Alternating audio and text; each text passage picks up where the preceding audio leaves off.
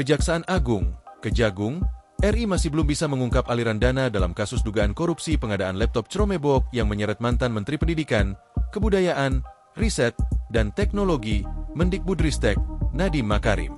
Direktur Penyidikan, Dirdik, Jampitsus Kejagung, Nur Cahyo, mengatakan pihaknya hingga kini masih mendalami aliran dana yang diterima Nadiem Makarim dalam kasus dugaan korupsi yang merugikan negara hingga 1,98 triliun rupiah tersebut. Nadiem Makarim telah ditetapkan sebagai tersangka oleh Kejagung dalam kasus dugaan korupsi pengadaan laptop Cromebook yang juga melibatkan pihak Google. Ia diduga terlibat dalam meloloskan dan memuluskan Google agar bisa terlibat dalam proyek pengadaan teknologi informasi dan komunikasi, TIK. Nadiem disebut telah melanggar Perpres No. 123 Tahun 2020 tentang petunjuk teknis pengelolaan dana alokasi khusus, DAK, fisik tahun anggaran 2021, serta Perpres No. 16 Tahun 2018 sebagaimana diubah Perpres No. 12 Tahun 2021 tentang pengadaan barang jasa pemerintah. Oleh karena itu, Nadiem Makarim akan ditahan selama 20 hari di Rutan Salemba Cabang Kejagung. 3 kali diperiksa Kejagung.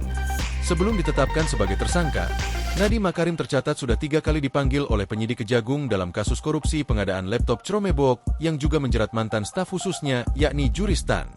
Sebelumnya, Nadiem sudah diperiksa Kejagung pada 23 Juni dan 15 Juli 2025 lalu.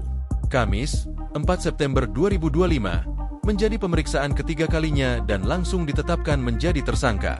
Tersangka lain, selain Juristan, Kejagung juga menetapkan 3 orang lainnya sebagai tersangka yakni Ibrahim Arif konsultan teknologi di Kemendikbudristek, Sri Wahyuningsi selaku Direktur Sekolah Dasar, SD, Kemendikbud tahun 2020 hingga 2021, dan Mulacha selaku Direktur Sekolah Menengah Pertama, SMP, sekaligus kuasa pengguna anggaran, KPA, Kemendikbud tahun 2020 hingga 2021. Respons Hotman Paris saat Nadiem jadi tersangka. Pengacara kondang, Hotman Paris Hutapea, buka suara terkait penetapan Nadiem Makarim sebagai tersangka dalam kasus dugaan korupsi pengadaan laptop Cromebook. Hotman yang juga kuasa hukum Nadiem Makarim itu menilai adanya hal yang janggal ketika kliennya ditetapkan sebagai tersangka.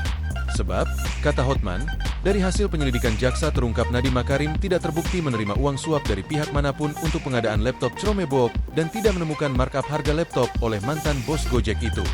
Ia menambahkan, tim kejaksaan juga tidak menemukan adanya markup penggelembungan anggaran atas harga dari laptop dan sistemnya.